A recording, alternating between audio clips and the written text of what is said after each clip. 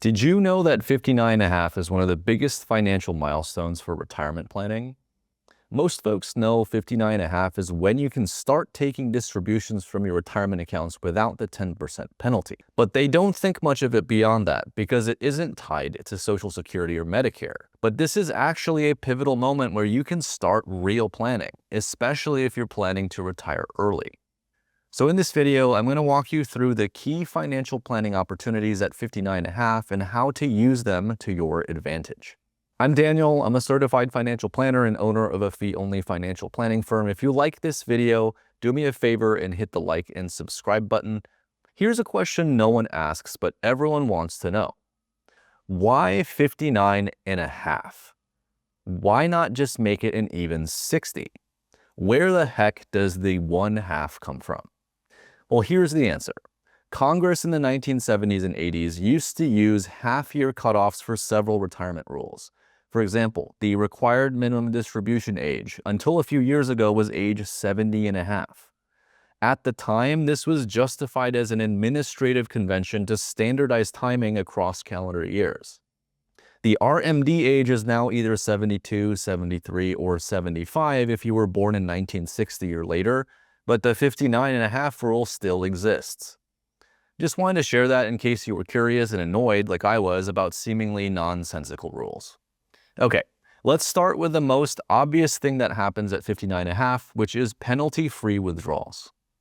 If you take money from a 401k, an IRA, or a 403b before 59.5 outside of a few exceptions, you will pay a 10% penalty. But once you are over 59.5 years old, you are free from that penalty. But keep in mind, unless it's a Roth account, you will still owe income tax on those withdrawals. Nonetheless, having access to penalty-free withdrawals opens up a lot of planning opportunities, especially if you are close to retirement. One such planning opportunity is called the in-service rollover.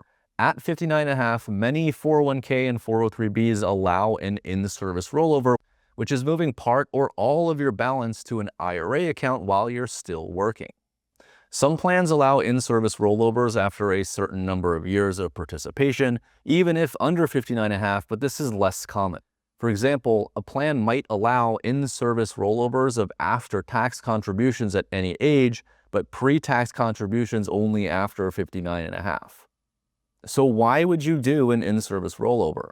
What is the benefit of moving your 401k money to an IRA account? The main reasons are lower costs and broader investment choices. Unless you're at Vanguard, 401k plans are notorious for having a variety of fees, including investment fees, plan administration fees, and charges for optional services like loans. These fees can quietly erode your returns over time, especially when coupled with a limited menu of investment options, which may be expensive or not well diversified. For example, if you're 59.5 and still working and your 401k plan and investment fees total 1%, you could roll the entire account to an IRA at Schwab or Fidelity or Betterment and instead pay zero account fees and investment costs of only 0.1% in a target date fund. This option, which wasn't available until you turned 59.5, can cut your total fees by 90%. To find out if this is a good idea for you, start by checking your plan rules. What are the current fees and expense ratios on available investments? Now, if the fees are reasonable, the investment choices offer low-cost funds, there are a few big reasons not to do an in-service rollover. First, you may give up some ERISA protections. ERISA stands for Employee Retirement Income Security Act, which is a federal law passed in 1974 that set minimum standards for most voluntarily established private sector retirement plans. 401ks are covered by ERISA, while IRAs are not, which means that 401ks have stronger federal creditor protection that shields your balance from most lawsuits and bankruptcy claims. Second, if you have significant company stock in your retirement plan, you need to know about NUA. NUA, or Net Unrealized Appreciation, refers to the growth in your employer stock held inside your 401k. If you distribute that stock without selling it to a brokerage account, You pay ordinary income tax only on the cost basis and long-term capital gains tax on the appreciation when you sell. Rolling that company stock into an IRA kills that NUA treatment, and future withdrawals are then taxed entirely at ordinary income tax rates, which is usually a much higher tax hit. And third, if you are a high-income earner, have zero balances in any traditional IRA accounts, and plan to make backdoor Roth IRA contributions, you should think carefully before doing an in-service rollover from your 401k to a traditional IRA. And here's why. The pro rata rule comes into play whenever you convert a traditional IRA to a Roth IRA. This rule requires you to calculate the taxable portion of the conversion based on the total IRA balances you hold, not just the amount you're converting. So long story short, if you want to do backdoor Roth IRA contributions with zero tax, you'll want to avoid doing an in-service rollover to an IRA. Moving on, another planning opportunity at age 59.5 is Social Security. Now, you can't claim Social Security until 62 at the earliest, but turning 59.5 allows you to access your retirement accounts without penalty, and this directly affects how you should think about when to claim Social Security. With Social Security, you can claim as early as age 62, but you lock in a permanent reduction, roughly 70% of your full retirement age benefit. If you delay beyond full retirement age, you earn about 8% per year in delayed retirement credits up to age 70, which equates to about 124% of your full retirement age benefit. Claiming Social Security should not be decided in a vacuum. You need to consider not just longevity expectations, but survivor and spousal benefits if you're married, and how your income is going to be taxed over the next 10 to 30 years. On the one hand, claiming Social Security early allows you to delay distributions from your retirement accounts. But on the other hand, doing this may create a tax nightmare in the form of RMDs. Many people around 59.5 today may not face RMDs until age 75, but if you ignore them, they can become a ticking tax bomb.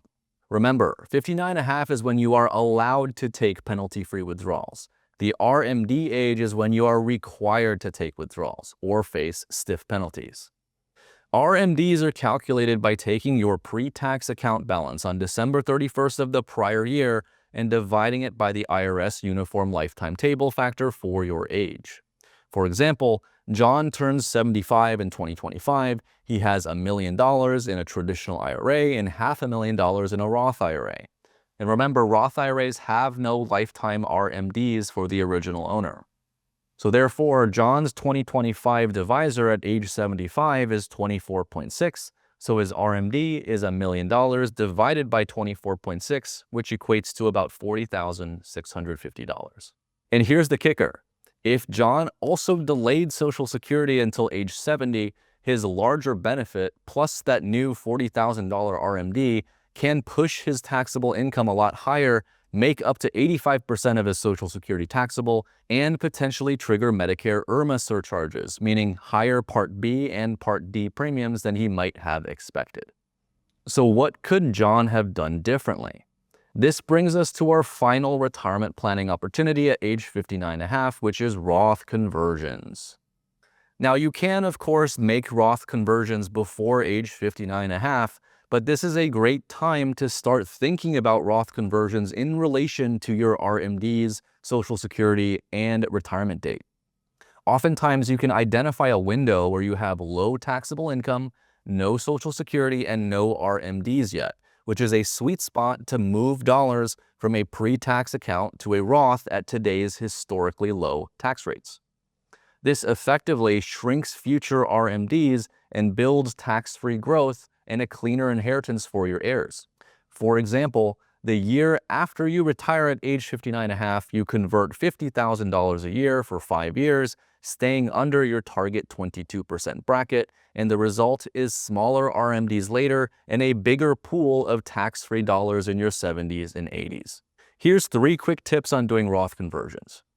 Number 1, pay the tax from a taxable account, not from the IRA, so every dollar you convert lands in the Roth. Number 2, watch your healthcare effects. Conversions will raise your modified adjusted gross income that can reduce your Affordable Care Act subsidies before 65 and trigger Medicare IRMA surcharges after 65. And remember that there's a 2-year look back for Medicare IRMA. And finally, number 3, coordinate this with your other income sources. Big conversions can also push capital gains into higher brackets or trigger the 3.8% net investment income tax. So plan accordingly. If you can do this deliberately every year, you'll trade a little bit of tax now for a lot more control later on, lower RMDs, and steadier premiums. As you may have noticed, all of these topics we discussed today are interconnected.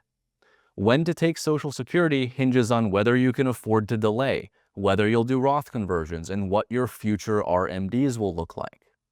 Roth conversions depend on when you claim Social Security and how much your RMDs will be.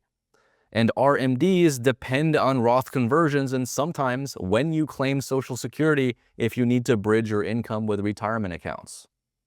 So bottom line, coordinating all these puzzle pieces and building a plan around your full financial picture is not always easy. But age 59.5 is your green light to get intentional. Use penalty-free access, consider in-service rollovers, and coordinate that 3-way puzzle of Social Security, Roth conversions, and future RMDs. If this was helpful, again, please like, subscribe, and share it with someone who is turning 59.5 this year. And if you are looking for a deeper dive into Roth conversion strategies, make sure to check out this video that I did earlier. Thanks so much for watching. I'll see you next time.